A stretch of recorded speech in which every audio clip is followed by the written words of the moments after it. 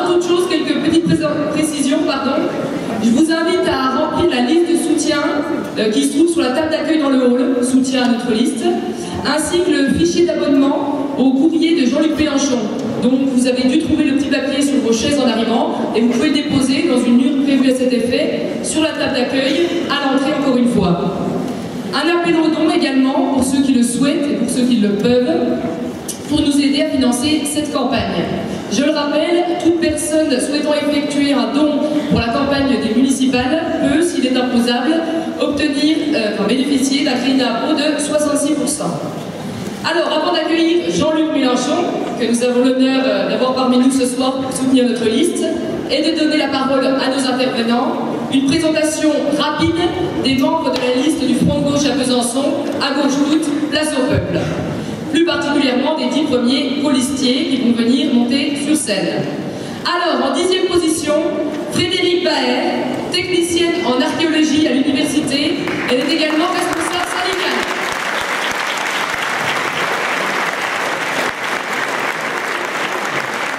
Le 9e de la liste, François Blanchard, membre du Parti de gauche, il est enseignant au lycée professionnel.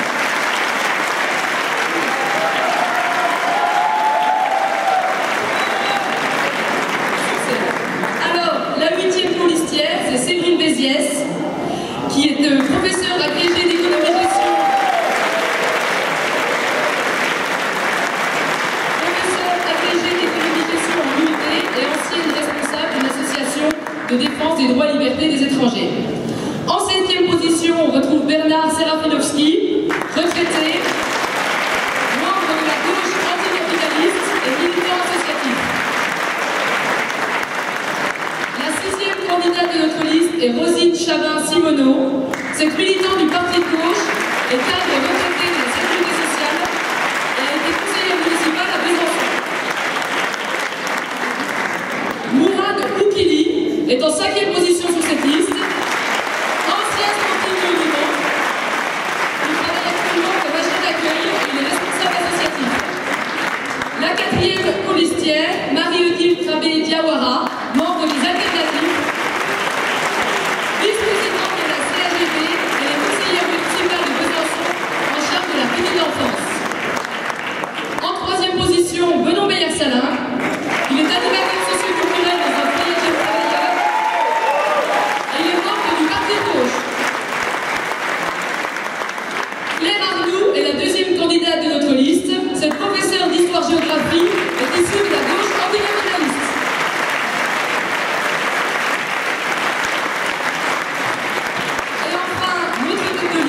Emmanuel Giraud, il a été le candidat de la première circonscription du Doubs pour les élections cantonales partielles qui ont eu lieu en juin 2011, où il a obtenu près de 10% des suffrages exprimés, et celui des élections législatives de juin 2012, où le score du Front de gauche a atteint 10,4% des suffrages. Cadre de l'administration du travail, il siège au bureau national du Parti de gauche.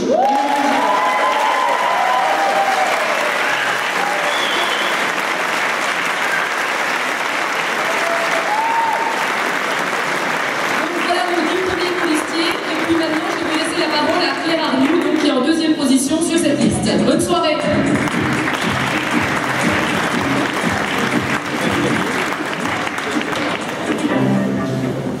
Bien, bonsoir à tous. Donc je vais vous présenter un aspect de notre programme. Donc pour ces élections municipales, nous souhaitons incarner et nous souhaitons mettre en œuvre un projet de société concret que nous on appelle l'écosocialisme. Donc l'écosocialisme, ça combine étroitement la justice sociale et la préoccupation environnementale, la défense de l'environnement, la préservation de l'environnement et la transition énergétique.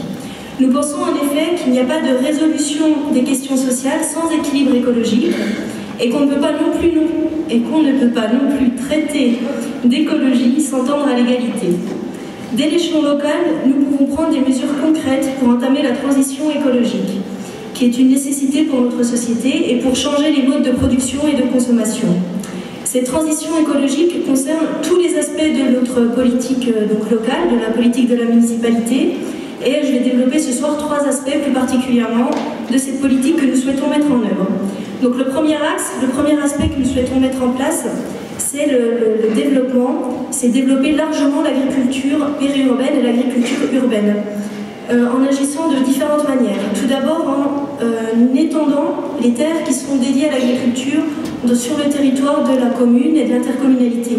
Donc pour étendre ces terres, il faut agir sur des instruments qui sont les instruments de la commune, c'est-à-dire les schémas d'aménagement, les outils fonciers de la ville, comme les PLU et les SCOT. Donc ça, c'est un premier aspect qui peut nous permettre d'étendre ces terres agricoles.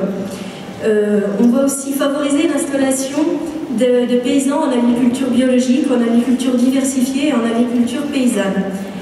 Une fois cette agriculture développée, il faut lui trouver des débouchés. Donc les débouchés locaux, pour nous, ça va être de trouver des débouchés à cette agriculture paysanne dans la restauration collective, et notamment en premier lieu les cantines. On peut faire des contrats avec ces paysans installés donc, en agriculture périurbaine pour alimenter les cantines scolaires, pour alimenter aussi d'autres restaurations collectives comme les hôpitaux ou les maisons de retraite. Donc en soutenant toutes ces initiatives et en soutenant les associations qui existent déjà sur Besançon et qui luttent pour développer, pour maintenir cette agriculture paysanne, et là je pense notamment à toutes ces associations comme par exemple les jardins partagés ou les AMAP qui existent déjà sur Besançon et qui font survivre cette agriculture paysanne de notre ville. Dans les cantines scolaires, en effet, c'est pour nous un objectif que nos enfants puissent manger. Un exemple parmi d'autres, des tomates bio, qui aient du goût, qui aient une véritable odeur, et non pas des tomates qui soient produites très loin, acheminées par camion avec une pollution atmosphérique qui est donc dégagée par le transport de ces tomates. Des tomates cultivées hors sol, enfin celles que la plupart d'entre nous mangeons, je pense, régulièrement. Donc l'objectif, c'est vraiment que tous puissent avoir accès à cette agriculture biologique de qualité, en commençant par nos enfants. C'est l'éducation au goût, c'est la lutte contre la malbouffe, mais c'est aussi un premier moyen de lutter contre la pollution atmosphérique. Un deuxième aspect de notre politique qu'on souhaite aussi développer sur Besançon et qui est toujours en lien avec cette lutte contre la pollution atmosphérique et cette lutte aussi contre le réchauffement climatique. Alors ce sont des enjeux globaux, ce sont des enjeux mondiaux, mais on peut aussi agir concrètement dès notre échelle, dès notre niveau, pour lutter contre ces pollutions atmosphériques. Et là, je vais parler de la politique des transports publics. Donc sur cette politique des transports publics et des transports en commun, on a un bilan à tirer de ce qui a été fait par la municipalité sortante. Alors le bilan qui a été fait, qu'on peut faire de la politique de la municipalité sortante, vous le connaissez tous déjà, c'est le projet de tram, donc 300 millions d'euros engagés, donc un engagement de la ville et de l'ensemble des habitants, c'est-à-dire nous, pour des années sur ce projet de tram, alors qu'on n'a pas été consulté, il n'y a pas vraiment de consultation d'habitants, sauf pour choisir la couleur du tram. Ça, c'est déjà un problème démocratique. Ensuite, la politique de transport public qui a été menée, ça a correspondu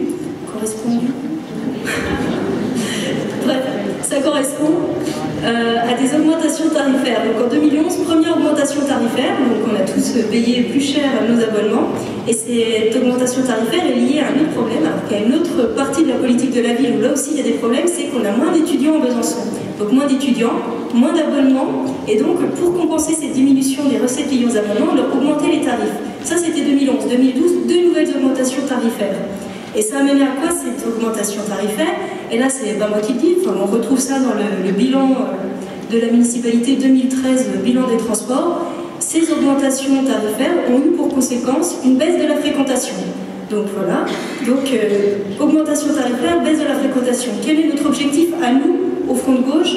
Quelle est la politique qu'on propose? Nous, on veut diminuer la pollution atmosphérique. On veut diminuer la place de la voiture dans la ville. Pourquoi? Parce que c'est polluant et puis parce que ça prend de l'espace public. Ça occupe de l'espace.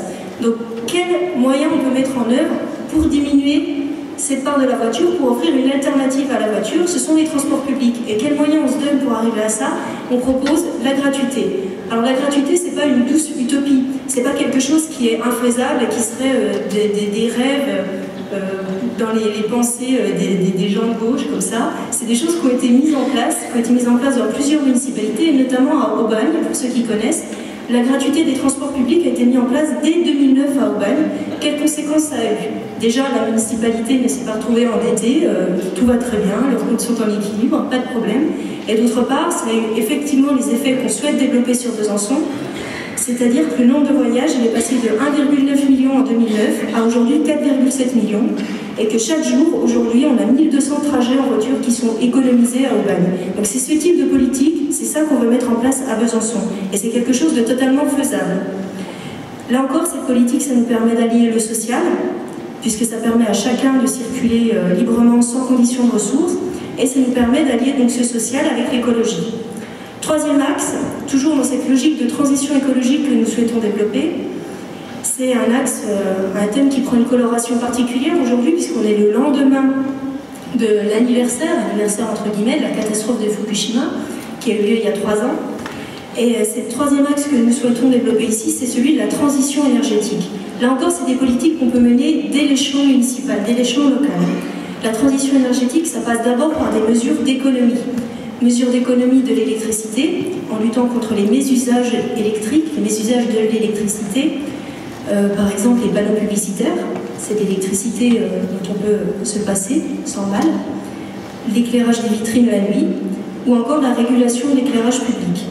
C'est aussi pour nous, lutter contre le mésusage de l'énergie, c'est aussi faire une rénovation thermique des bâtiments. Là encore, on va rencontrer le terrain social, parce que la rénovation thermique des bâtiments, c'est aussi la lutte contre la précarité énergétique que connaissent une partie toujours grandissante de la population. C'est aussi le terrain social, puisque actuellement on a une lutte sociale à Besançon qui prend de plus en plus d'ampleur, et c'est la lutte des locataires HLM qui sont actuellement en lutte pour ne pas voir leur loyer augmenter à cause des réhabilitations. C'est-à-dire que certains locataires des HLM vont voir leur loyer augmenter de 40%. Donc qui, dans cette salle, pourrait supporter une hausse de loyer de 40%? Et là en plus ce sont des personnes qui vivent dans des logements sociaux. Donc nous on est complètement opposés à ça. La rénovation thermique qu'on propose, la réhabilitation écologique des bâtiments publics et du logement social qu'on propose, elle se fera sans augmentation de loyer. Il n'est pas question d'avoir une écologie qui laisse de côté les plus précaires. Enfin, la transition énergétique, elle passera aussi pour nous par la mise en place d'une régie publique des énergies renouvelables. On peut, dès l'échelon local, mettre en place des énergies renouvelables et les mettre en place dans le cadre d'une régie publique. C'est quelque chose qui permettra d'impliquer les citoyens, c'est-à-dire vous, c'est-à-dire nous, dans les prises de décision, dans les choix qui doivent être faits au niveau de la production d'énergie. Ça permettra également de créer des emplois locaux et des emplois qui ne soient pas délocalisables. Donc ce sont 3 aspects de notre programme, je suis brève, de notre projet de transition écologique, donc qui sont développés plus largement dans notre programme. La transition écologique que nous voulons initier concerne donc l'ensemble des mesures de la politique de la ville. Elle allie exigence de solidarité, de justice sociale et exigence écologique. Surtout, elle concerne l'ensemble du territoire de Besançon et du Grand Besançon. Donc cette transition écologique, elle ne va pas concerner que 1 ou 2 écoquartiers comme c'est prévu actuellement, mais elle va concerner l'ensemble du territoire. Elle va concerner l'ensemble des habitants, puisqu'on s'adresse à l'ensemble des habitants, quel que soit leur niveau de ressources. Je vous remercie pour votre attention.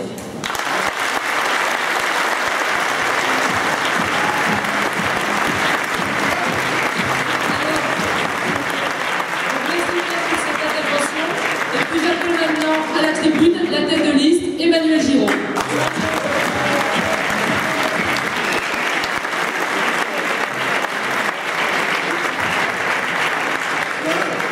Bonsoir, chers amis, chers citoyens. Quelle belle salle, la salle du Cursal, du Grand Cursal. Bienvenue, bienvenue à toutes et toutes dans cette rencontre importante pour notre campagne, importante à plus d'un titre. Merci de votre présence citoyenne. C'est un signe fort de résistance. Alors, je voudrais ce soir remercier, vous souhaiter la bienvenue à un ami et camarade qui est Jean-Luc Mélenchon. Je lui souhaite la bienvenue parmi nous, en mon nom propre, évidemment, et au nom de toute la liste des colistières, des colistiers. Et si vous le voulez bien, en votre nom propre. Alors Jean-Luc, il nous a habitués à être présent parmi nous à chaque fois qu'on lui a demandé un soutien. Il est là. Et d'ailleurs, ne revient-il pas tout simplement chez lui, à Besançon? Lui qui a vécu dans cette ville une période où les travailleurs tenaient tête déjà à des patrons arrogants. On se souviendra en tout cas longtemps de ce fameux meeting de janvier 2012, en campagne présidentielle, dans un palais des sports plein comme un œuf. Et l'on se souviendra combien nos cœurs de gauche ont vibré ce soir-là. Je tiens à remercier aussi, et je ne remercierai jamais assez, les camarades. Oui, tous ces camarades qui se dépensent ô combien, sans compter, militants infatigables qui déploient leurs efforts pour que la liste soit visible, pour défendre les arguments. Et aussi, merci aux organisateurs de cette soirée. Et je ne compte pas les boitages, les tractages, etc. C'est le jargon militant. L'affichage aussi. Oui, l'affichage. Il se trouve que c'est une bataille ardue, l'affichage. Figurez-vous que nos affiches sont recouvertes ou arrachées. C'est à croire que notre liste, en tout cas, que notre action militante dérange. Eh bien, moi je m'adresse à ceux qui s'acharnent contre nous, qu'ils sachent que nous ne baisserons pas les bras, nous ne lâcherons rien, on sera toujours là. Chers amis, notre liste est une liste de combats. Je dirais même une liste de combattantes et de combattants. Elle est portée et soutenue par des organisations politiques membres du Front de gauche. Je veux nommer les alternatifs que représente Marie-Odile Krabbe-Diawara, ici présente, la gauche anticapitaliste, qui est représentée par Claire Arnaud, qui vient de présenter la transition écologique, seconde de liste, et enfin par le parti de gauche de Besançon, le parti de gauche du Doubs, dont je m'honore en tout cas à porter les couleurs. Mais notre liste, vous le savez, est une liste Front de gauche parce qu'elle s'inscrit dans la stratégie du Front de gauche.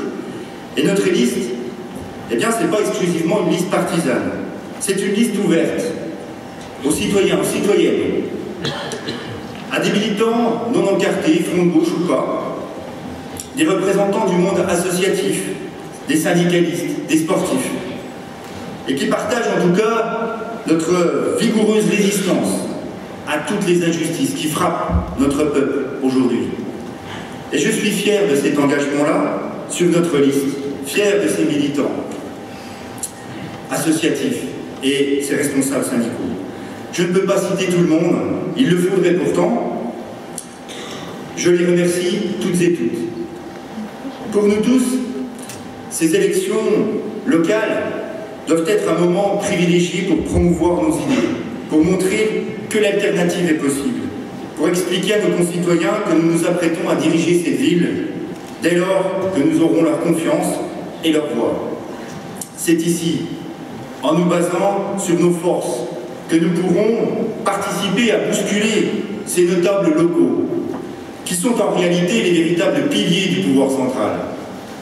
C'est à l'échelle de la ville, de cette ville, que nous pouvons mesurer les effets de l'ultralibéralisme et du libéralisme. Qu'elles soient ces politiques nationales, européennes, ces politiques-là n'épargnent pas l'échelon local.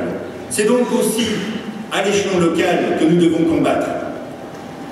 Quoi qu'il en soit, nous, on n'abandonne pas, on ne lâche pas. Pour moi, comme pour mes colistières et colistiers, cette soirée est une étape importante, je l'ai dit, une étape électorale dans la campagne. Depuis la candidature de Jean-Luc Mélenchon à la présidentielle de 2012, eh bien nous avons retrouvé le sens de la gauche, l'orientation de gauche qu'il faut pour le peuple. Nous sommes fiers d'être de gauche, nous sommes la gauche. Nous avons un programme de gauche que nous avons défendu en 2012. L'humain d'abord. Personne ne nous arrêtera.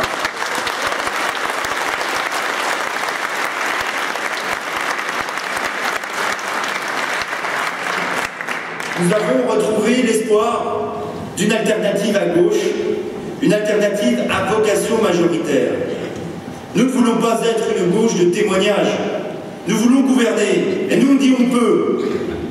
Nous voulons porter une alternative avec des propositions radicales, réalisables, concrètes. Nous voulons promouvoir pour notre peuple, pour notre pays, un projet éco-socialiste en harmonie, en lien avec les luttes écologistes, mais aussi les luttes sociales. Et c'est pour cela que nous prenons nos responsabilités. Nous avons vocation à donner l'exemple à Besançon. C'est la ville de Victor Hugo, la ville de Fourier, la ville de Proudhon, et bien d'autres illustres personnages, nous sommes aussi la ville des hautes luttes de la classe ouvrière.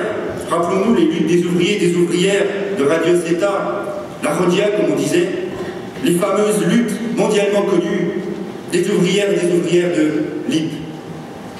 Besançon est bien une ville de résistance, une ville ouverte aux innovations sociales et démocratiques. Il nous faut être, chers amis, chers citoyens et citoyennes, il nous faut être à la hauteur de cet héritage et de l'ambition que nous portons. Notre ambition, eh bien, c'est d'être en tête de la gauche le soir du 23 mars, cette fois-ci ou la prochaine fois, car en mai, il y a encore d'autres élections.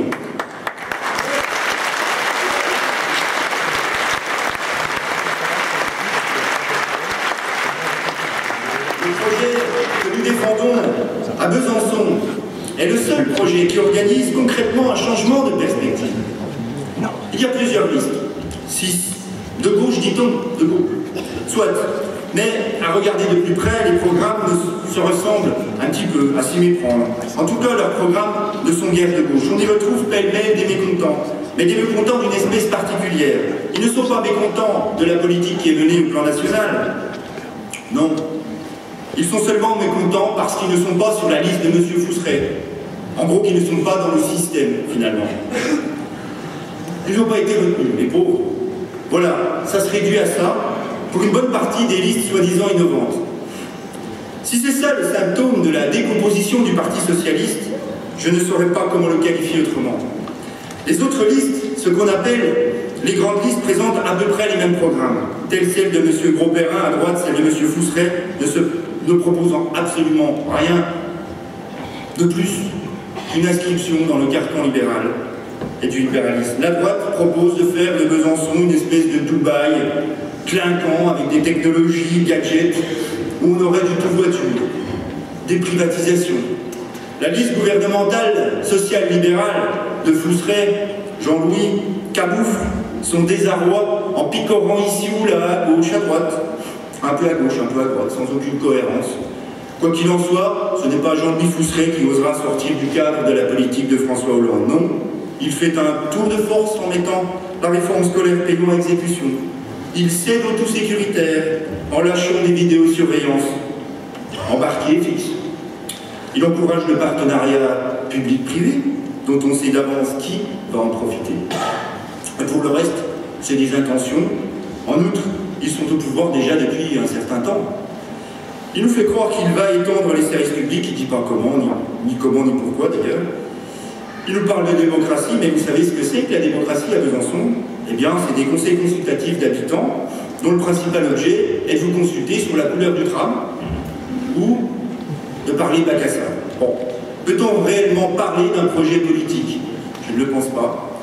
Nous ne le pensons pas. À Besançon, pourtant, la situation est désastreuse. La suppression de postes continue. Vous savez, le centre de tri, les postiers, le malaise à l'école, les locataires voient leur loyer augmenter de 40 à 100 €. Planoise, Chaillot, les réhabilitations. Les activités de service sont privatisées dans leur grande majorité. Les quartiers sont livrés à la politique clientéliste de cette majorité. Alors il faut garder en tête que c'est la précarité qui est le moteur essentiel de l'insécurité. Le citoyen ne sait pas s'il va pouvoir avoir les moyens, en gros, de se nourrir, de se loger, de disposer de l'eau nécessaire, de se déplacer, de se chauffer. Et c'est pour mettre un terme à tout cela, à tout ce gâchis, et pour répondre à l'urgence sociale, écologique et démocratique, que notre liste défend une autre voie, un autre chemin. Contre la précarité, contre la politique d'austérité, nous mettrons en place la gratuité, et nous étendrons la sphère des services publics. Nos services publics, vous savez, ils sont attaqués. C'est toujours moins de santé, moins de culture, moins d'éducation, à chaque fois qu'on s'attaque aux services publics. Moins d'action sociale, moins de transport. Nous ne livrerons pas ces secteurs aux intérêts privés qui font du profit. Nous ne le ferons pas, nous. Nous déclarerons aussi, dans un premier temps, la commune de Besançon hors marché transatlantique. Nous remunicipaliserons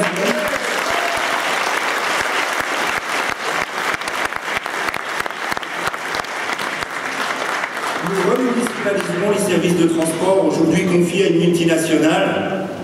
Nous mettrons en régie la chaufferie planoise.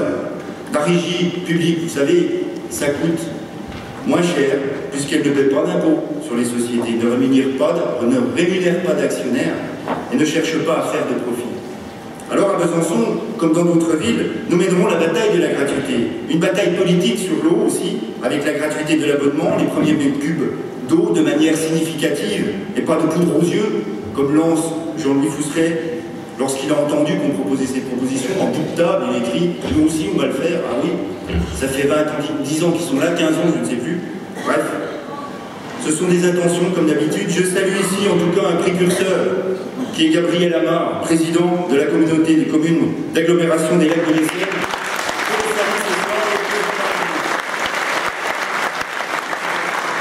Oui, nous montrerons que les transports gratuits sont économiquement possibles. Nous gèlerons les loyers, nous mettrons en place une aide spécifique pour faire en sorte que les familles ne payent pas plus de 20% de leurs revenus dans le loyer. Nous voulons une municipalité de combat pour l'emploi. Partout où nous siégerons, nous nous opposerons aux suppressions d'emplois. Nous soutiendrons l'économie sociale solidaire et bien sûr les reprises d'entreprises, mais en coopérative, par les travailleurs eux-mêmes. Et nous ferons un plan de titularisation des précaires à la mairie de Besançon et dans ses services. À Besançon, eh bien les citoyens, avec nous, décideront du budget. Ils voteront de grandes mesures touchant à la vie de la cité. Nous développerons la démocratie directe via la création de comités d'usagers pour les services locaux et aussi des formes d'implication populaire nouvelles. Les assemblées citoyennes, les budgets participatifs, les votations citoyennes et enfin l'instauration de ce que nous on appelle le référendum révocatoire, c'est-à-dire que les élus devront revenir vers le peuple à mi-mandat pour faire un bilan. Il faut le savoir aussi qu'en matière d'écologie, nous sommes dans cette élection les seuls à dire les choses très clairement, c'est-à-dire qu'il faut une rupture. Nous adopterons la planification écologique comme méthode de gouvernement et nous engagerons avec fermeté la transition énergétique.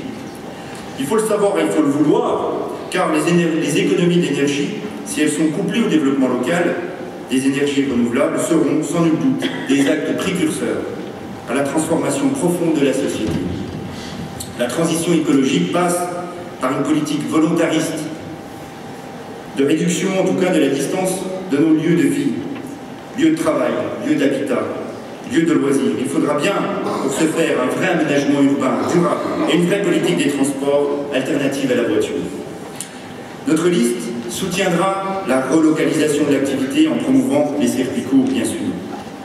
Enfin, nous nous donnerons les moyens budgétaires et fiscaux pour réussir cette politique, en mettant en place une réorientation fiscale, locale, totale. Chers amis, chers citoyens, Victor Hugo écrivait ceci: « Vous voulez les misérables secourus, moi, je veux la misère supprimée. » Voilà, mes amis, ce que nous devons faire. Voilà le défi.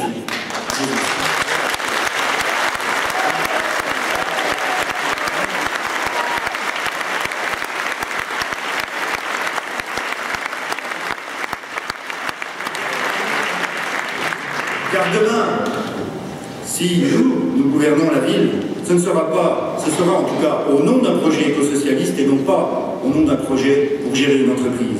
Alors, le 23 mars, vous n'avez pas le choix. Car la gauche, eh bien c'est nous.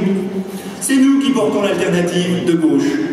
J'en termine avec cette phrase de Saint-Just. Il disait « Osons ». Ce mot renferme toute la politique de notre révolution. Alors si vous êtes de gauche, osons la gauche le 23 mars, avec le front de gauche à Besançon, avec la liste à gauche toute. Place au peuple.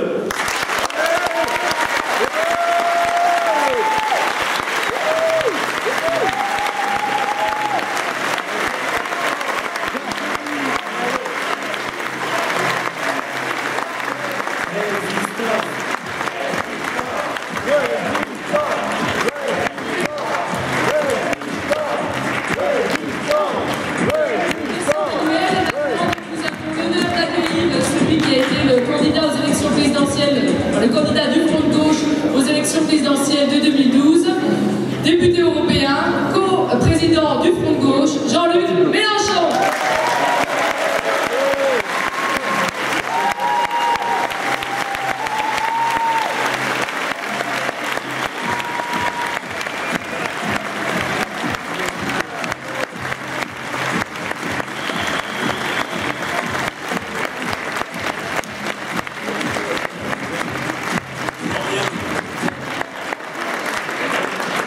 Je vois rien. Je peux monter un peu la lumière, juste que je les vois à peine. Oui, bonjour. Bon, m'y revoilà. À l'instant, je me disais, mais chaque fois que je vois la citadelle, ça me fait le même effet. Et après, je me dis, mais non, je ne l'ai pas vu par là où je suis arrivé. Mais c'est comme si je l'avais vu. Je ne vois pas Bregy, où j'ai fait quelques beaux discours quand j'avais 20 ans. Et quand on arrive en bas, j'ai tourné la tête pour ne pas m'infliger cette mocheté de la City.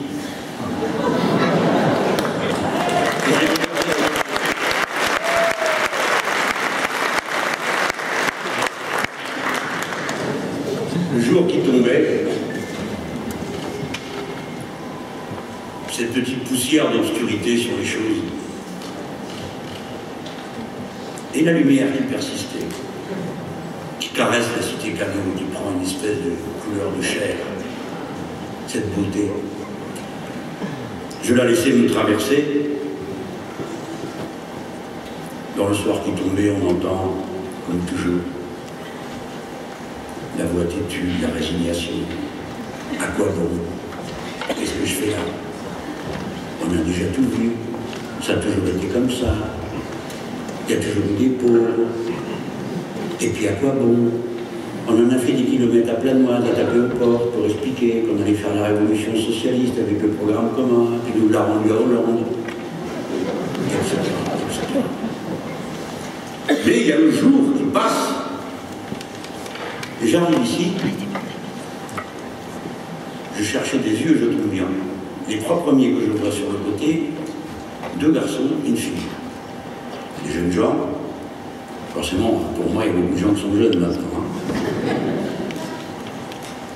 Et ils avaient les yeux qui brillaient. Je cherchais dans leur visage et dans leur regard, comme un écho de cette force que nous avions. Moi et le camarade qui était juste à côté, qui m'a salué, qui est un ouvrier de la Rodiaceta, un camarade de la Cégette. Je pense que lui aussi, il a dû les regarder. On cherchait comme un écho de soi, un écho du fil d'une vie. Et en même temps, la force extraordinaire de la lumière qui continue. Cet écho, c'est celui de la fidélité à soi-même. Voilà d'abord ce que nous sommes, quels que soient nos âges. Hommes, femmes, petits, grands, que la vie a gâté ou qu'elle a desservi, qui aujourd'hui a le sourire du bonheur, ou bien la difficulté de pousser un jour derrière l'autre. Il n'empêche, quelque chose de plus grand que nous nous habite, qui fait qu'on est là ce soir, et qu'il y a cette liste. Ces gens n'ont aucune raison sérieuse de tuer une liste, si vous voulez. Je veux dire que le paquet d'endettement que ça va leur valoir, compte tenu de ce qu'est la société, devrait les conduire à rester calmement chez eux, avec leurs chiens, à regarder la télévision, qui s'adresse surtout aux chiens, surtout aux enfants.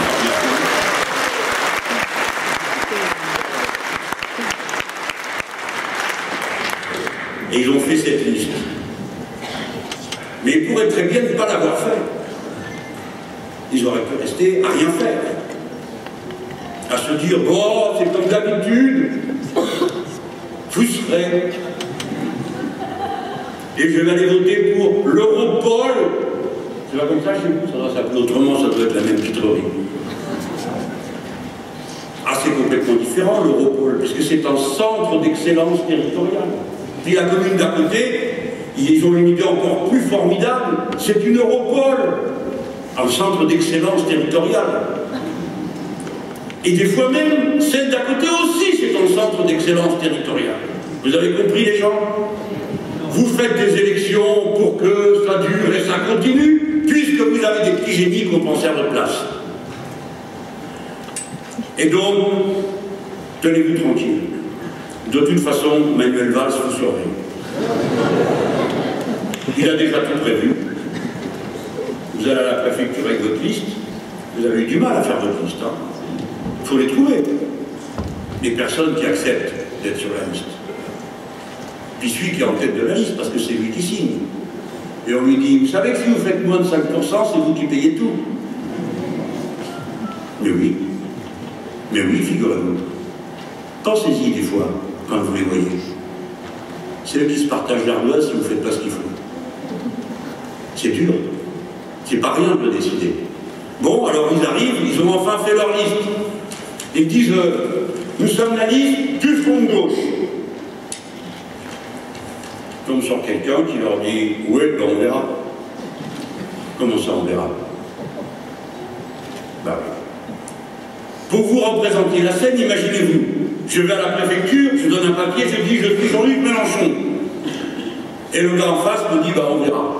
Comment ça on verra? C'est tout vu, ça fait plus de 60 ans que ça dure. Nous sommes le front de gauche. Non, si Manuel Valls veut bien, vous serez le front de gauche. Sinon, vous pouvez être n'importe quoi.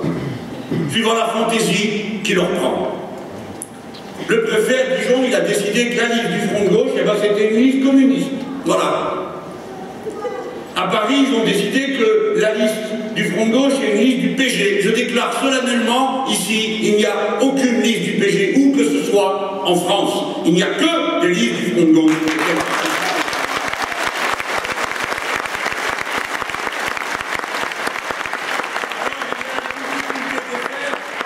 Il y aurait la difficulté d'être, même notre identité nous est disputée. Nous marchons continuellement sous l'outrage. Et celui-là, c'est certainement souvent le plus pénible, être né dans ce que nous sommes. Parce que pour nous, c'est très important d'être le front de gauche. C'est un point d'appui au moment où le soir tombe, pas seulement sur le fleuve, le Doubs, mais sur l'Europe tout entière. Nous ne faisons pas des élections municipales pour décider des sens uniques et des bordures de trottoir. Nous le faisons parce que nous avons le cœur gros comme ça et que nous savons que l'élection municipale, c'est une étape, un moment au service de quelque chose de millions de fois plus grand que nous. Ce message qui a traversé le temps et qui est arrivé à son heure à cet instant où nous sommes le front de gauche avec ses beaux drapeaux rouges. Le moment où on voit les fascistes s'installer au pouvoir en Hongrie, gagner du terrain en Ukraine et pousser à des bruits de bottes qui font qu'on entend de nouveau les échos d'une guerre possible, que tout le monde dit impossible, mais il contribue chacun pour sa part autant qu'il peut. Ceux qui ont poussé à exploiter une légitime colère populaire contre les voyous, les bandits, les oligarques, les kleptocrates de l'Ukraine. Le peuple s'est révolté. Mais son mouvement a été capturé parce qu'à ce moment-là, il n'y avait pas là les beaux drapeaux d'un front de gauche. Il n'y avait que ceux des extrémistes de droite et d'extrême droite. Et ceux-là, en s'emparant du pouvoir, ont immédiatement accumulé les provocations, de sorte que M. Poutine, profitant de la circonstance, a immédiatement saisi l'avantage qu'il y avait à reprendre la Crimée, qui a toujours été russe, dans les frontières de la Russie. Et on voit qu'on va faire des sanctions, et on voit qu'on menace, mais enfin, tout de même, nous ne sommes pas en train d'essayer de faire peur à des Albanais désarmés comme nous l'avons fait au Kosovo, ou à des Serbes sans moyens. Nous parlons d'une puissance nucléaire. Il faut la paix, mes amis. Et le risque de guerre est immense.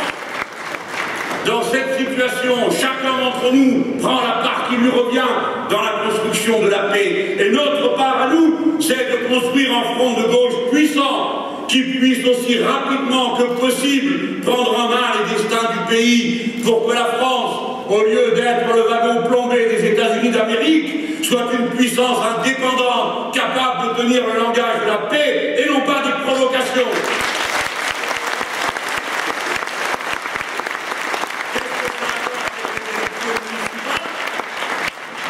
Tout est politique. Les élections municipales, c'est politique de A jusqu'à Z. On nous dit, ah, mais M. Mélenchon, ce sont des élections locales. Merci du renseignement, on est au courant.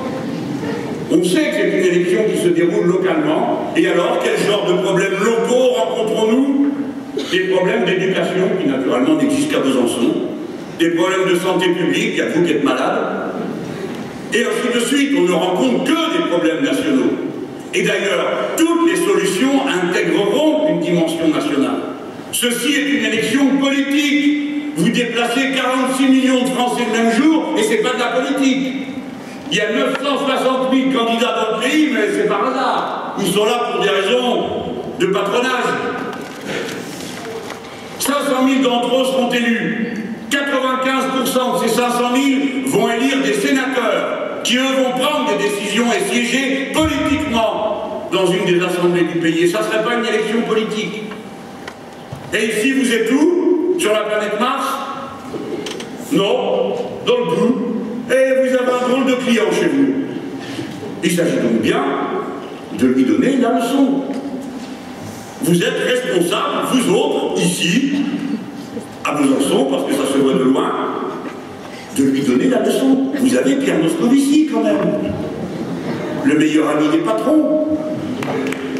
L'homme à qui vous devez 50 milliards de dont, a dit notre président avec cette figure réjouie qui n'appartient qu'à lui en toutes circonstances. Oh, 50 milliards, c'est juste 4%. C'est rien. Et les gens qui regardent ça, votre chien notamment,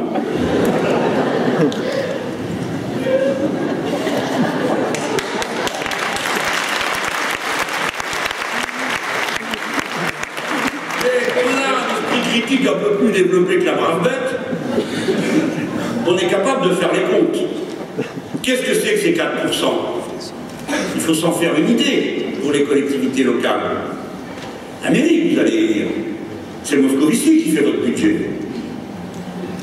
Eh bien, 4%, c'est de moins, c'est l'équivalent dans tout le pays, l'équivalent, il faut bien trouver un équivalent, de 250 000 emplois supprimés dans les fonctions publiques territoriales. 250 000. Ça serait le plus immense, le plus incroyable plan social qu'on n'aurait jamais vu. Voilà ce que c'est. C'est pas une petite somme. C'est pas des petites décisions qu'ils ont prises. Car les maires du parti solférinien ont tous renoncé à demander à l'État les dettes qu'il avait avec les collectivités locales. Ça, c'est la politique. Pourquoi font-ils ça? Parce qu'il faut réduire la dépense publique. C'est ça qu'ils disent. Et quand on aura réduit la dépense publique, eh bien, on pourra avoir des sous pour payer la dette.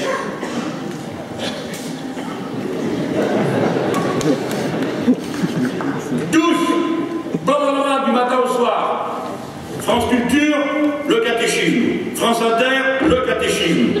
Europe 1, le caté. Partout, il faut réduire les dépenses publiques. Parce que grâce à ces économies, l'économie va redémarrer. Et puis on va donner des sous au patronat. Vous êtes contents quand même? Je ne vous comprends pas. Quelle tête vous faites?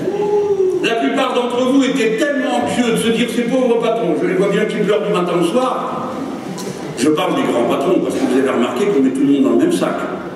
Le patron de la petite entreprise, ou la patronne, et celui du CAC 40. Et comme ceux qui sont en bas sont assez donnés pour se croire comme ceux qui sont en haut, moi je suis patron. D'ailleurs, on a trouvé ça aussi pour des gens qui ont dit, bah, écoutez, vous allez être auto-entrepreneur. C'est mieux qu'esclave à la tâche. L'auto-entrepreneur se paye sa sécurité sociale, trime comme une bête, et du coup est moins payé qu'un ouvrier salarié. Mais il y a le prestige du nom. Et bien pareil, le petit patron, il est patron. C'est vrai. Mais enfin, c'est pas un patron comme, comment vous l'appelez, la schmolle, celui de Total. Ah, bon sang, suivez, quoi. Moi, je vous le dirai pas. Merci. C'est que... eux, ils suivent quand même. C'est Monsieur de Margerie. Non, mais je vous raconte ça pour que juste on se rappelle à qui on a affaire, dans quel monde on vit. Ce Monsieur de Margerie, une fois sur un plateau de télévision, il avait l'air important pour tous ces gens, parce que, quand même. Et moi, je suis de gauche, donc c'est à peine si on me soupçonne un cerveau. Et je lui dis, dites donc, vous pouvez nous dire pourquoi vous gagnez 3 millions d'euros? La moustache. 7 ans, se réduit. Et il me dit froidement, on est à la télévision. Non, je ne sais pas. Il ne sait pas pourquoi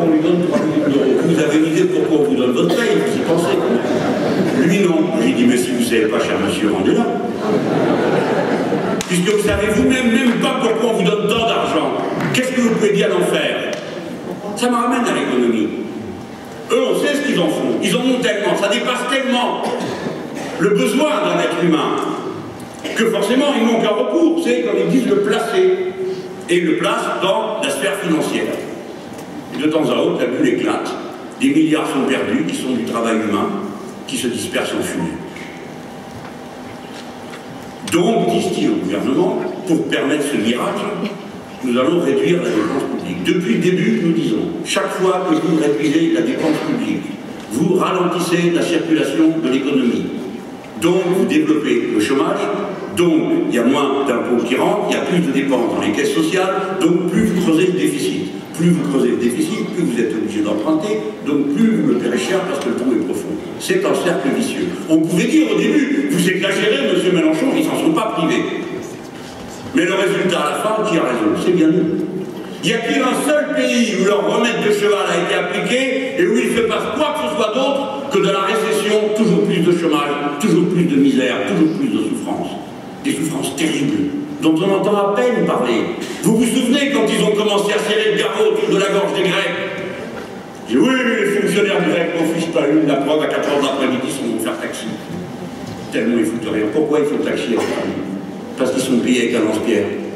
Vous croyez qu'il y a une chance d'aller faire taxi sous le cagnac à 4 h de l'après-midi à Athènes? Bah allez-y. Vous vous rappelez comment on les a insultés? Ils ne payent pas leurs impôts, et ça a été répété par tous les benets de la terre. Ah ben quand même, ils ne payent pas leurs impôts. Ici, je me rappelle, c'est pareil. Qu'est-ce qui s'était fait? Pendant la bataille de Lille, juste en bas de chez moi, à Planoise, il y a un pont comme ça, et sur le mur, il était écrit « Libre, feignant, voleur ». Il y en avait un qui avait trouvé ça, il était tellement bête qu'il a écrit « feignant, F-A-I ». D'accord? C'était pas une incitation... Mais il y a toujours eu des gens pour répéter les bêtises. Parce qu'ils croient, des fois ils sont braves. Ils se disent, ah bah oui, quand même, on ne peut pas dépenser plus que ce qu'on a. Puis s'ils ne payent pas leurs impôts, c'est normal que les caisses soient vides, blablabla. Ils ne vérifient même pas. Or, tous les fonctionnaires de Grèce payent leurs impôts à la source. Donc personne ne pouvait ne pas payer ses impôts. Les seuls qui ne payaient pas les impôts, c'est les armateurs et les curés. C'est tout. Les autres payaient. Donc on commence par calomnier, par abrutir, pour faire passer le reste. Et là on a fait pareil. Nous, c'est ce qu'on nous dit tout le temps au front de gauche. Ce que vous dites n'est pas raisonnable, vous allez creuser le déficit. Ben, apparemment, on n'a pas besoin de nous pour se creuser le déficit. Il se creuse du fait de cette politique qui n'a pas de sens.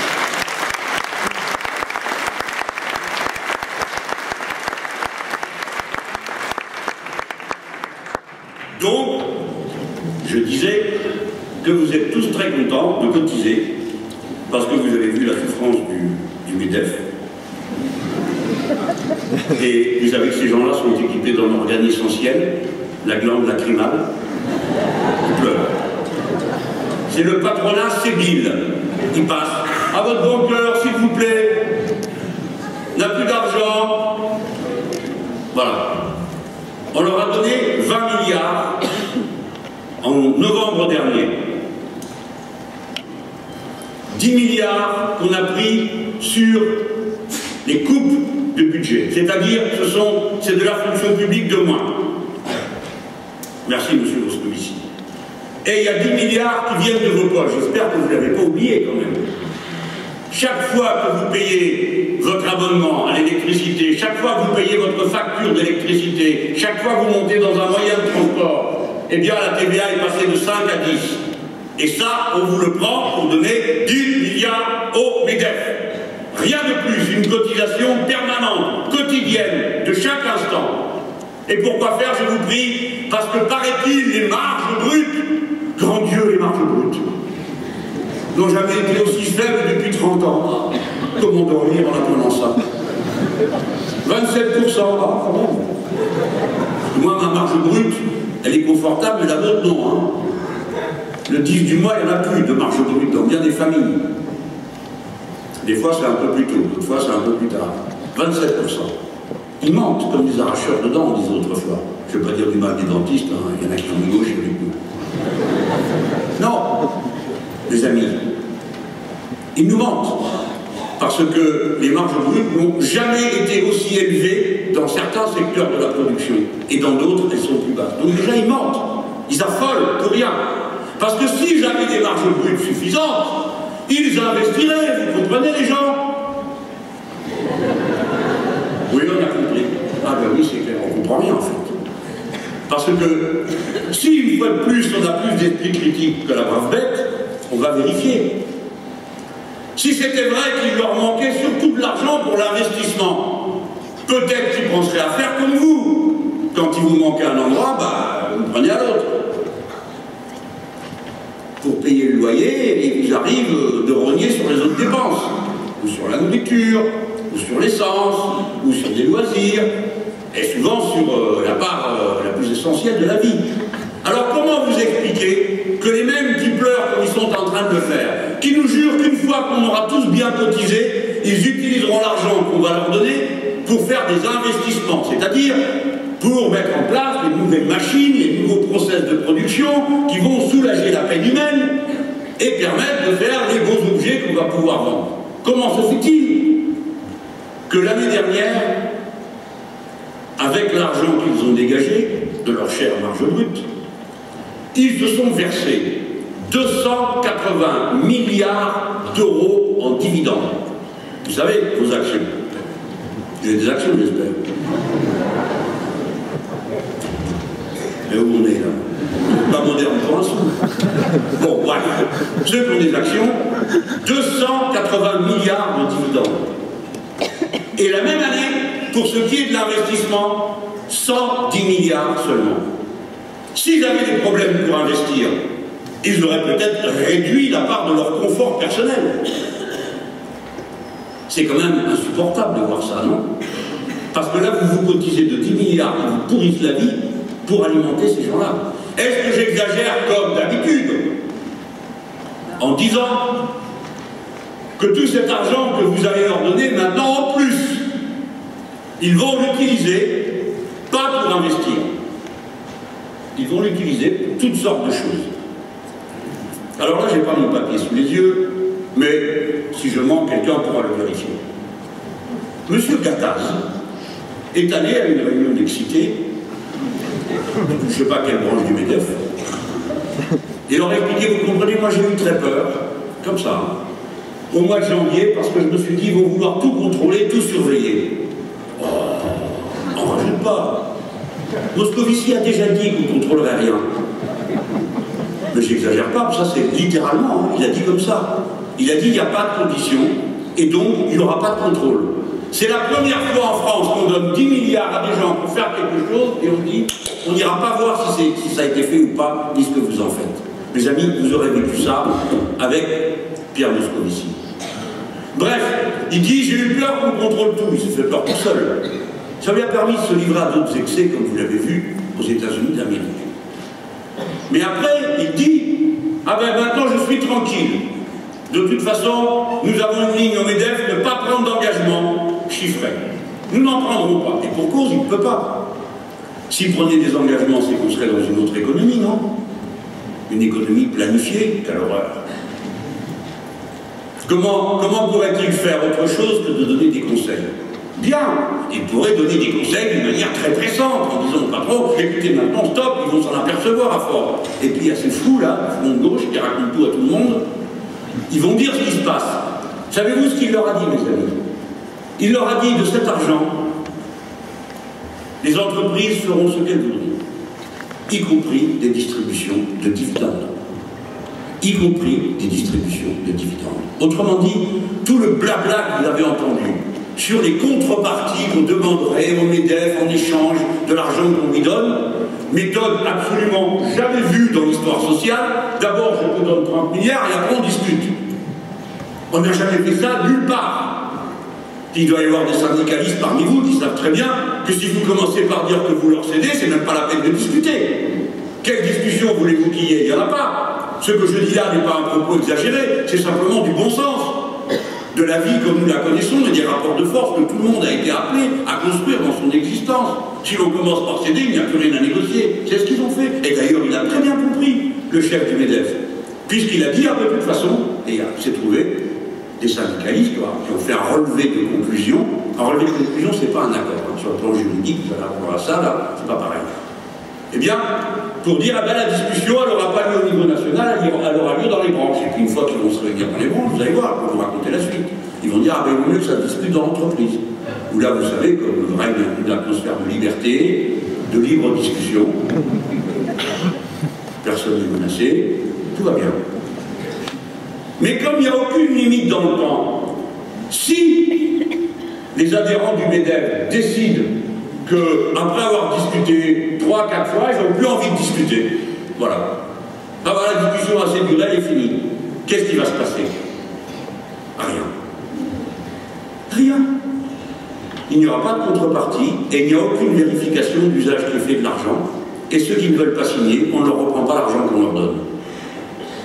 Et ainsi va continuer cette absurdité qui fait que vous avez de très grandes entreprises qui ne payent pas d'impôts en France mais qui reçoivent de l'argent des impôts des Français.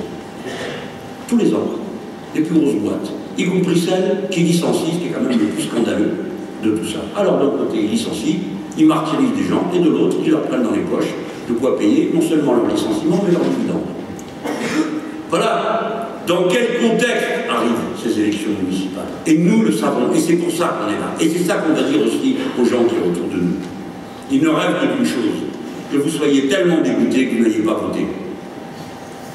Ils ne rêvent que d'une chose, c'est de pouvoir dire dimanche soir, après avoir brouillé toutes les pistes, oh, finalement, ils ne sont pas si mécontents que ça. La majorité gouvernementale a bien résisté. Mais Madame Le Pen a fait un exploit. Regardez, à Trifouilly-les-Bains, elle a placé 4 conseillers municipaux alors qu'elle en avait 0. C'est signe que tous les communistes et tous les gens de gauche se mettent à voter pour le Front National. Les mêmes choses. L'outrage, le mépris des autres, de nos efforts. Voilà ce qu'ils veulent. Et c'est ça qu'on essaye de déjouer dans ce moment.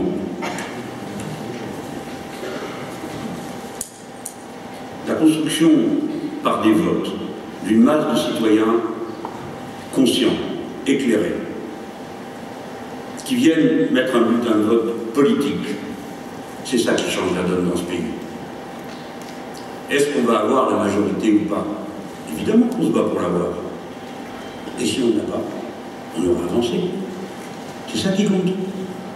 Le rapport de force sera amélioré. Vous serez là. Et ainsi de suite. Et vous serez prêt à la rencontre avec les immenses événements qui arrivent devant vous. Et à ce moment-là, vous aurez un drapeau honnête, une ligne politique, une orientation. Vous savez très bien ce que nous sommes en train de faire. Nous sommes en train de préparer la révolution citoyenne dans notre pays, c'est-à-dire l'irruption d'une manière organisée et consciente d'une masse de citoyens, femmes et hommes, sur la scène de la vie publique, pour la transformer de fond en comble. Il y a les élections, il y a la lutte, tantôt l'un, tantôt l'autre. Toutes les circonstances nous aident à préparer, et notamment l'élection municipale, parce que nous pouvons interpeller sur des questions d'une très grande force. Donc pour nous, point numéro 2, ne vous inquiétez pas, il n'y en a pas tant que ça des points. Point numéro 2, l'élection municipale, c'est un moment d'éducation populaire auquel chacun d'entre nous peut contribuer. Ça a toujours été comme ça. Il aura fallu que je vienne jusqu'à cet âge pour entendre des gens de gauche m'expliquer qu'une élection municipale est une élection locale. On a toujours dit que c'était national, et je vais vous dire comment. Parce que dans nos programmes municipaux, nous donnons à voir un peu du monde que nous voulons faire vivre.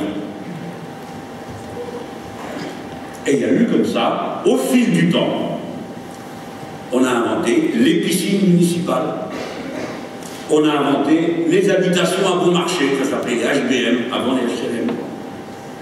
On a inventé le quotient familial, qui est une sorte de communisme anticipé, au sens littéral du terme, pas parti communiste, je ne vais pas parler à sa place.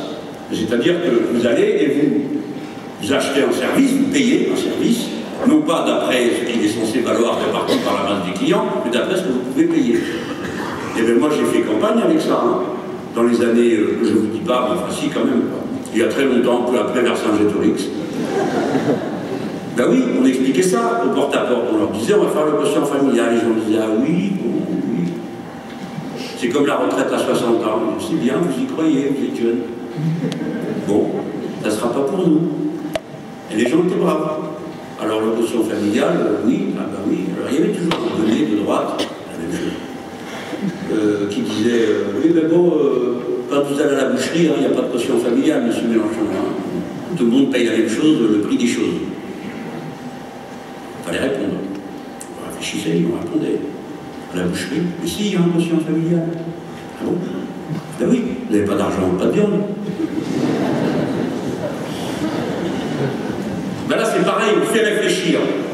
On montre un monde dans lequel on paiera en fonction des moyens qu'on a pour satisfaire les besoins essentiels de l'existence. Qui est la logique de la sécurité sociale, qui est la logique du socialisme, comme on se le représentait. Et qu'aujourd'hui, on met dans une dimension beaucoup plus large, parce que non seulement il faut s'occuper de la société, de réorganiser les rapports à l'intérieur de la société, la répartition des richesses, mais il faut aussi s'occuper de la planète tout entière. Nous faisons campagne pour la planète, là. On ne fait pas campagne que pour notre petit coin de France. Donc il faut trouver des solutions qui donnent à voir quelle idée on se fait du futur du monde. Alors, je ne vais pas être très long sur cette histoire, parce que vous la connaissez mieux que moi, c'est la question de l'eau. Mais vraiment, je vous demande, mes amis, tous d'y réfléchir et de le dire autour de vous. Ça n'a l'air de rien comme ça. Déjà, régie publique de l'eau, vous l'avez à Besançon. C'est bien. Tout le monde n'a pas partout. Donc c'est pas parce qu'on a à Besançon que tout ça y est, on s'assoit, c'est fini. Non, il faut expliquer. C'est très important que les gens comprennent qu'il y a l'importance ça aussi. Parce que les services publics, c'est pareil, pendant un temps, ça allait fois, jusqu'au jour où on a tout piqué, alors les gens se sont dit « Ah, comment c'est possible ?» Bah oui, il fallait se battre. C'est bien déjà d'avoir une régie publique de l'eau, mais après, il faut passer à l'étape suivante. Ou plus exactement, il aurait fallu le faire en même temps. C'est les premiers mètres cubes gratuits de l'eau. C'est très important de comprendre ça. Il y en a qui croient que c'est une faveur électorale. Alors comme on ne savait pas quoi dire, hein, on dit, eh ben, on va donner les premiers mètres cubes d'eau. Non. C'est une réflexion en profondeur qui vous convient dire ça. D'abord, ça fait réfléchir à la valeur de l'eau, mes amis. C'est le bien commun de l'humanité. Un bien commun, on ne peut pas s'approprier d'une manière privée. Le cycle de l'eau est le cycle qui va le plus être représentatif du dégât combiné du capitalisme prédateur et du productivisme. C'est-à-dire faire des profits et on se fiche du reste. On n'a aucune responsabilité. Agriculture productiviste, les poisons vont directement dans la flotte. On s'en fiche, ce n'est pas notre problème. On fait des déchets, et encore des déchets, et encore des déchets. Un continent de déchets flotte dans la mer, grand comme la moitié de l'Europe. Personne n'est responsable. Personne ne s'en occupe. On balance des tonnes et des tonnes d'eau usée dans la Méditerranée, d'eau usée même de l'industrie. Qui est responsable? Personne. Jusqu'à ce que ça devienne un cloaque, un égout. Et ainsi de suite. Tout le monde doit s'en occuper du cycle de l'eau. Et pour pouvoir s'en occuper, il faut d'abord que ça soit un bien commun. Et nous autres, les êtres humains, nous sommes de l'eau. 65% de ce que nous sommes, c'est de l'eau. 70% de la surface de la planète, c'est de l'eau. Si vous jetez quelque chose de sale à un endroit, vous le boirez un jour ou l'autre.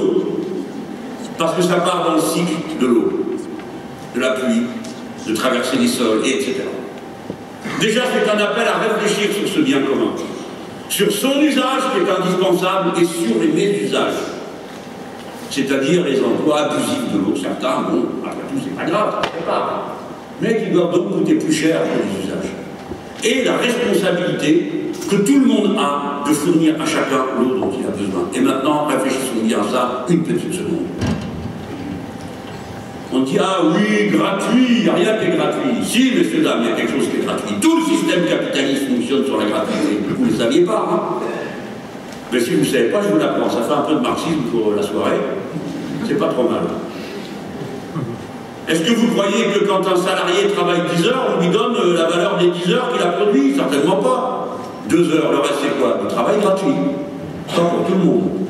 C'est du travail gratuit, approprié d'une manière privée par le possesseur du moyen de production. Ça laisse de la marge, non? Nous, ce qu'on propose de faire, c'est de ramener une partie de cette gratuité pour la redonner à ceux qui l'ont créée. Donc la gratuité n'est pas un problème.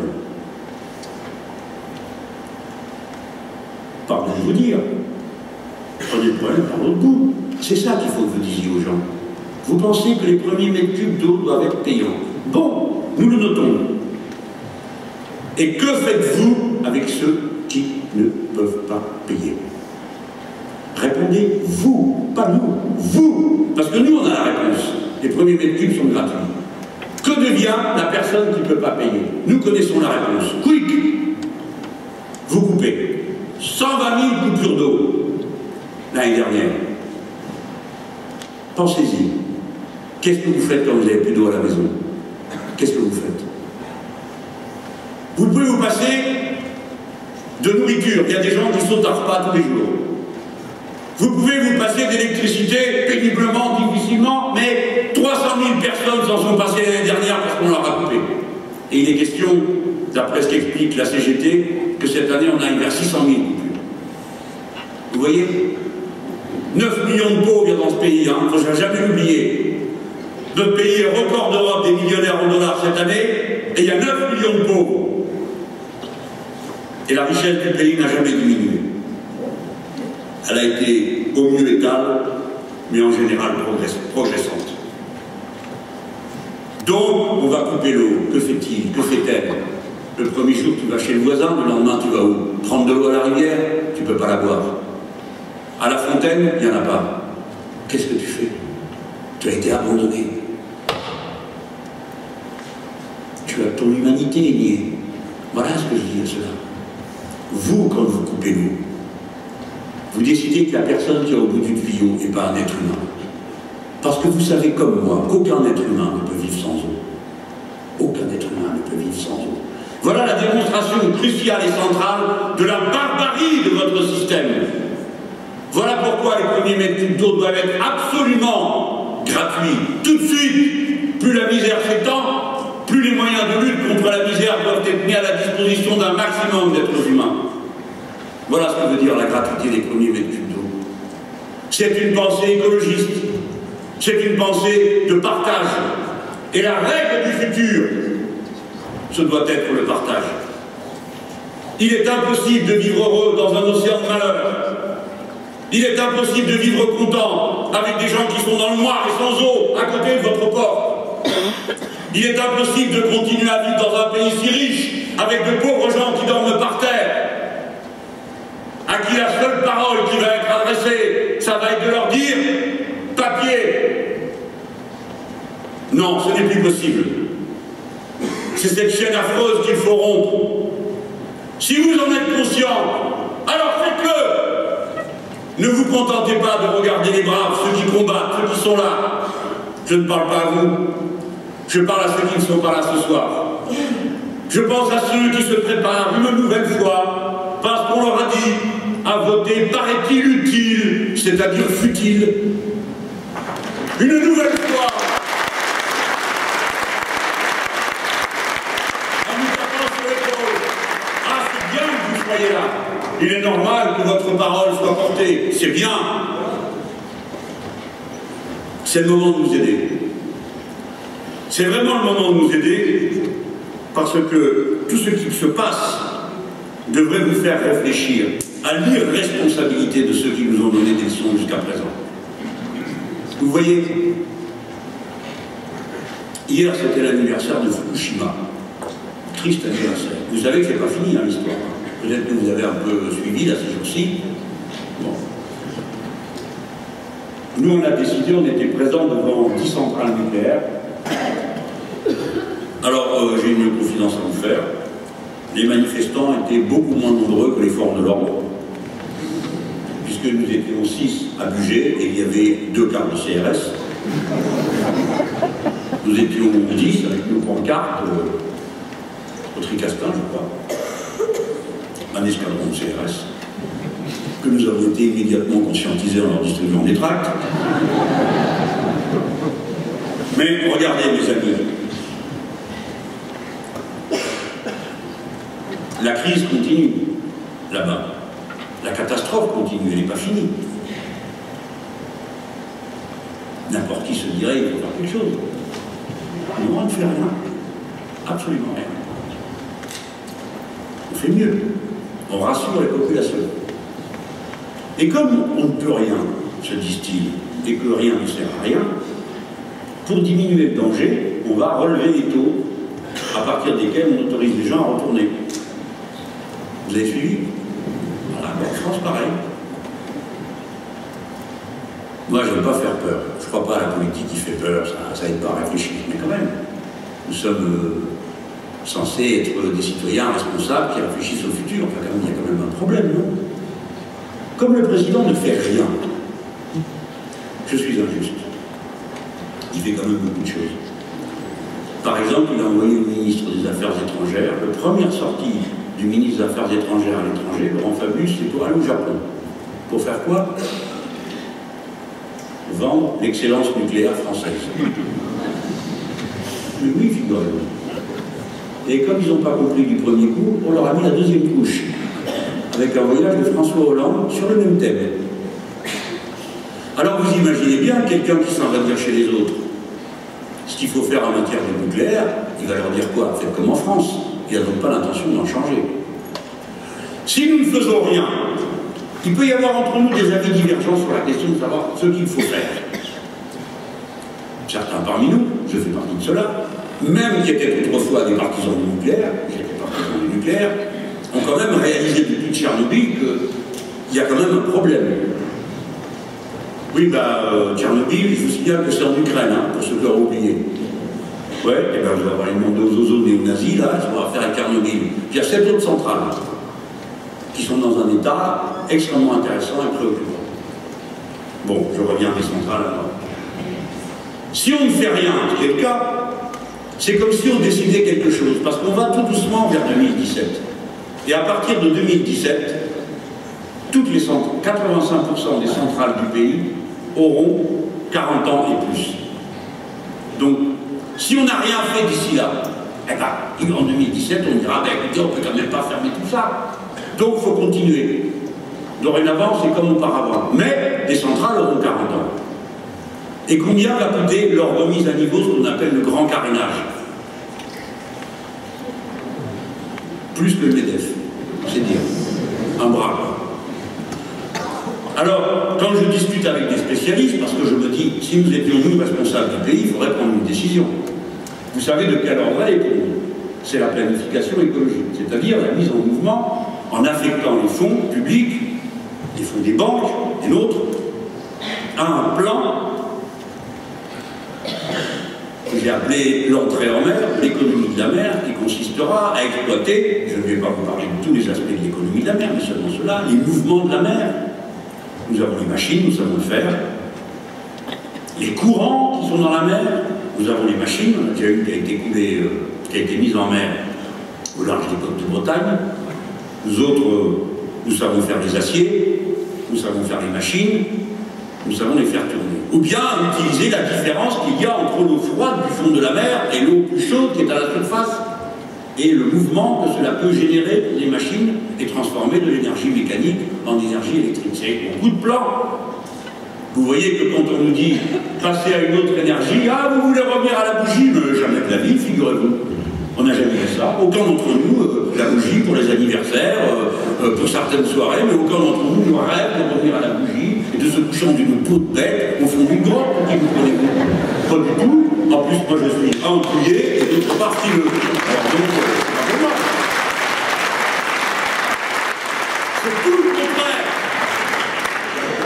Les ingénieurs, les techniciens qui ont été capables en 10 ans d'installer un réseau pareil de l'énergie nucléaire ne pensaient pas mal faire, nous le savons très bien.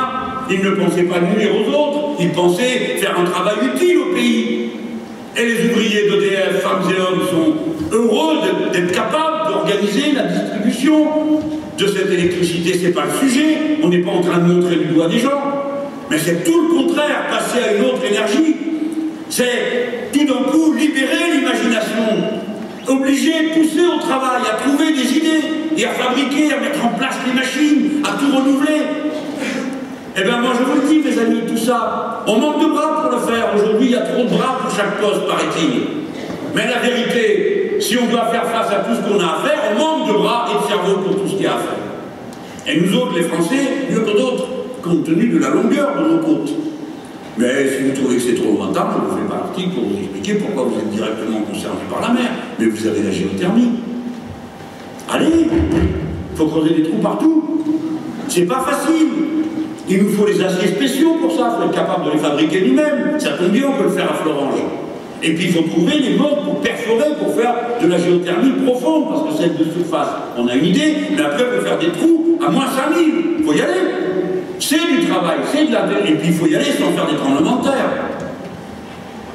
Un tuyau pour envoyer l'eau, un autre pour remonter l'eau chaude et la communication entre les deux.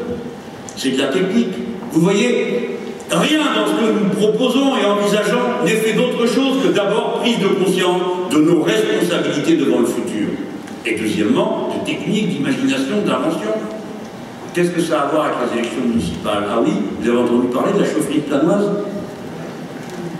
Eh bien oui, ça a à voir. Qu'est-ce qu'on fait? Par quoi on remplace des énergies polluantes par des énergies propres? Par quoi on remplace la propriété privée qui vous taxe de 25% sur tout ce que vous faites? Sinon on parle des entreprises publiques. Lesquelles? Nous avons les pôles d'excellence dans notre mairie ici. Nous pouvons le faire tout ça. Non? Et pareil pour les transports. Quelle raison vous allez vous faire tondre par Veolia? Il faut quand même que je dise un mot désagréable de Veolia. Oui. Ça me fait plaisir. Veolia et quelques autres vendent de l'eau qui ne lui appartient pas et fait des profits dessus. Bon. Enfin, j'ai raté mon heure, moi je vais rater mon train. Et savez-vous, mesdames et messieurs, de quoi est capable cette entreprise? Elle a été capable de payer une autre entreprise que nous allons appeler entreprise de diffamation, qui porte un nom en latin, comme ça se voit pas tout de suite, qui s'appelle Vae Solis. Malheur à celui qui est seul. C'est intéressant comme nom d'entreprise, non? Je sais pas comment on dit mort aux vaches en latin, vous pourriez en traduire. Mais eux, c'est malheur à celui qui est tout seul.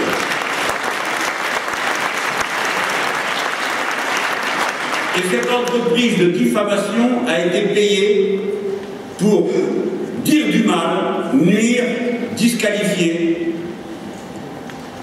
mon camarade Gabriel Amar, qui venait de faire passer à une régie publique de l'eau, sa commune, et sa communauté de communes. Sauf qu'avec nous, il ne faut pas trop nous chercher, parce qu'on nous trouve.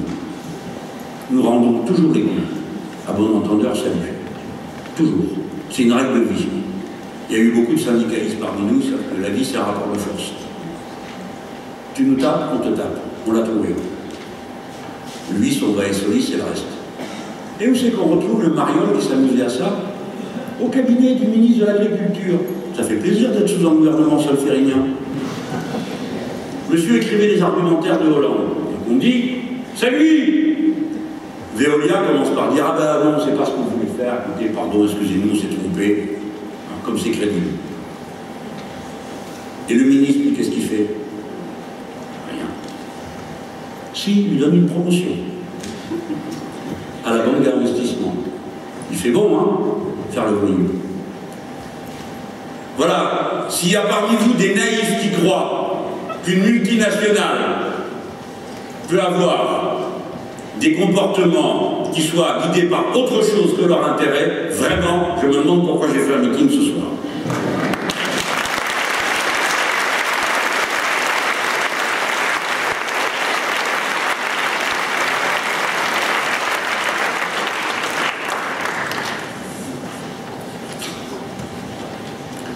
Je vous ai dit qu'ils n'avaient rien décidé, je ne vais pas sortir de mon rail sur le nucléaire et sur le reste. Il faut que vous vous posiez la question de savoir comment vous allez pouvoir, dans une élection comme celle-ci, faire bouger autour de vous. C'est pourquoi je vous ai donné et proposé des arguments de toutes sortes, et je me suis efforcé de vous montrer quel rapport ça avait avec nos élections municipales. La vérité, c'est que plus nous nous imposerons dans le paysage, plus celui-ci bougera. Nous aurons un premier retour pour nos efforts. Regardez ce pauvre Fousseret. Il commence la campagne avec sa peau de mouton habituelle, sur le dos. Et puis, il lui arrive une mise front de gauche. Aussitôt, il dépose la peau de mouton et se met une peau de tigre. Il va développer le service public, il va développer l'usage de la régie publique de l'eau, il ne dit pas comment, il ne dit pas s'il va demander aux entreprises, qui serait normal, qu'elles contribuent. Ce n'est pas une charge à ses premiers mètres cubes de l'eau. Il parle aussi du transport public, nous voulons qu'il soit gratuit. Je ne vous fais pas ce que je vous ai dit tout à l'heure sur la gratuité, mais vous allez aussi réfléchir à ce fait que la ville doit appartenir à tous. C'est très important qu'on puisse en sortir. Moi, je constate des choses tout à fait incroyables. Dans ma banlieue parisienne, bon, maintenant j'habite Paris, je ne vais pas raconter d'histoire, mais dans la banlieue parisienne, vous avez des situations comme on avait dans la génération avant la mienne. Je vais vous dire pourquoi. Avant ma génération, ceux du village, ils n'en sortaient pas de toute leur vie. Ils se mariaient dans le village avec le village d'à côté. Vous croyez que le village d'à côté, c'était toujours des suspects.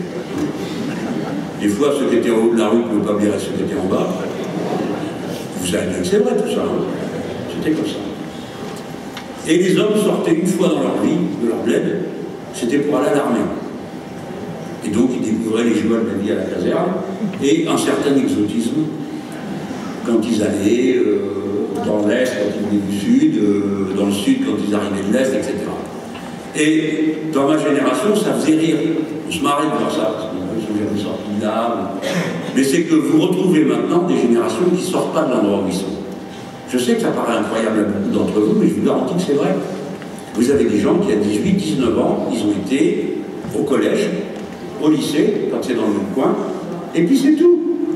Et puis après, ils ne sortent pas de là. Et souvent, on nous dit, eh ben, c'est à cause de ce que ça coûte. Alors, on dirait, bon, c'est pas toujours vrai, hein, parce que des fois, ils montent sans payer, j'ai bien vu. Mais c'est surtout que c'est toute une mentalité qui fait qu'on ne se déplace pas, on ne bouge pas. Et à partir de là, on n'est plus vraiment un citoyen. On ne bénéficie pas vraiment, parce que la bibliothèque, on ne va pas en mettre une par quartier. La piscine, on ne va pas en mettre une par immeuble. Et ainsi de suite. Donc les équipements collectifs, pour qu'on puisse en profiter tous, il faut que tout le monde puisse se déplacer. Et surtout, il faut que tout le monde puisse se déplacer dans des conditions telles que ça n'aggrave pas le sort de tout le monde. C'est-à-dire avec, si possible, moins de véhicules privés sur les routes. Il va bien falloir s'y mettre un jour ou l'autre. Et vous développez la part du transport collectif quand vous le mettez en gratuit. Et vous verrez, vous serez surpris du nombre de gens que vous allez retrouver dans les transports qui ne le faisaient pas jusque-là en disant ça fait trop. Ça fait partie de ces choses sur lesquelles on rogne dans la famille. Donc vous serez admis d'y aller faire tout ça. Quand on regarde de près, on ne comprend pas. Mais moi je veux vous dire, si vous voulez que quelqu'un le fasse, il vaut mieux voter pour ceux qui ont dit qu'ils allaient le faire les premiers. Et plus vous voterez pour nous, et plus vous avez des chances que ça se fasse. C'est des choses qu'on peut dire aux gens.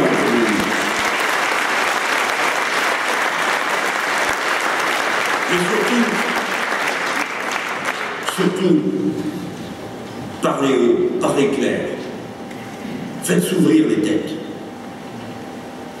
Les camarades me racontent, moi je peux plus, aller faire du porte-à-porte, de toute façon je ne vais pas vous raconter d'histoire, j'ai jamais aimé ça. J'y arrivais, toc toc toc, quand j'étais candidat au conseil général, toc toc toc. Wow, boum, sur la porte, le chien. Sur ouvrir la porte, je suis mort. Bon.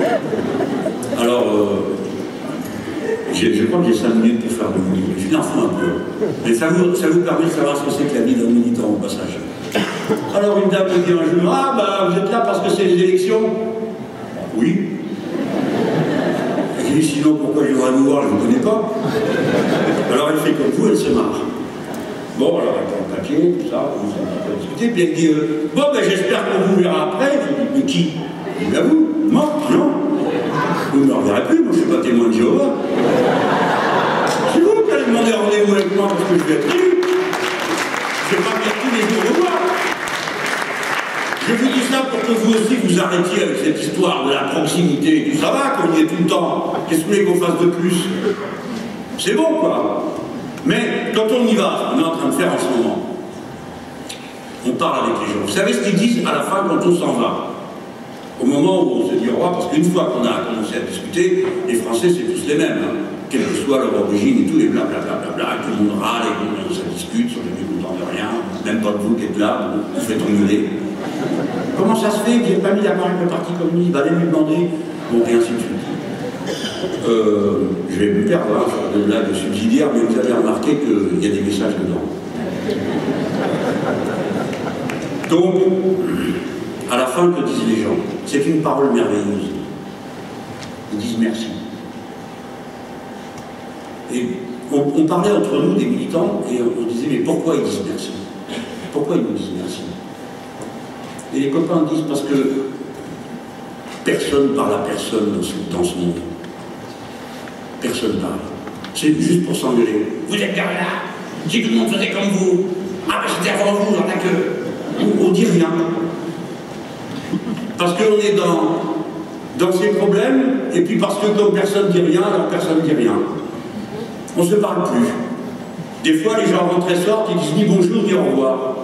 D'autres endroits, je me suis rendu compte, c'est le contraire. On ne se parle pas. Et quand on vous parle, souvent vous avez l'impression qu'on vous prend pour un imbécile ou une imbécile. Vous avez du porte-à-porte de gnangnan. Bonjour, je voudrais être votre mère. Je m'en fous. Vous faites ce que vous voulez, monsieur, madame. Hein? Et les gens se disent, mais pour qui nous prennent? Tandis que quand nous on arrive, on commence à leur parler tout de suite, pas de bordure de trottoir, pas de sens unique, pas de tout ça. On leur parle de la Terre, la planète, l'eau gratuite, le bien commun, le nucléaire, la guerre qui peut-être va arriver, pourquoi nous sommes pour la paix. Et tous ces gens, eux, ça les intéresse, les grandes questions. Les gens aiment réfléchir, ils aiment être conscients, ils aiment qu'on les prenne au sérieux et qu'on leur parle comme à des êtres conscients et pas comme à des gamins qui seraient incapables de comprendre la gravité du moment que nous sommes en train de vivre. Voilà pourquoi ils vous disent merci.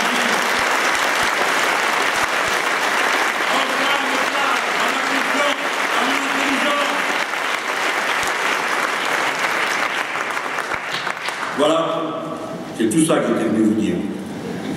Et vous autres, vous allez faire la campagne. Je ne vais pas vous dire ce qu'il faut faire à Besançon, ils le savent, ils sont là pour ça. Vous allez faire la campagne en la faisant comme ça. En parlant pour essayer d'amener tout ce qui peut élever. Pas parce que vous n'amèneriez un savoir que les autres n'auraient pas. Des fois, si, c'est vrai. On ne va pas raconter l'histoire. Un militant, il en sait plus sur la politique que quelqu'un qui ne milite pas, c'est bien normal, d'ailleurs les gens ne vous le reprochent pas. Au contraire, ils vous posent des questions. Mais tout ce que les gens ont en eux-mêmes, qu'ils ont compris, vous savez, beaucoup de gens pensent que c'est insupportable de voir la misère.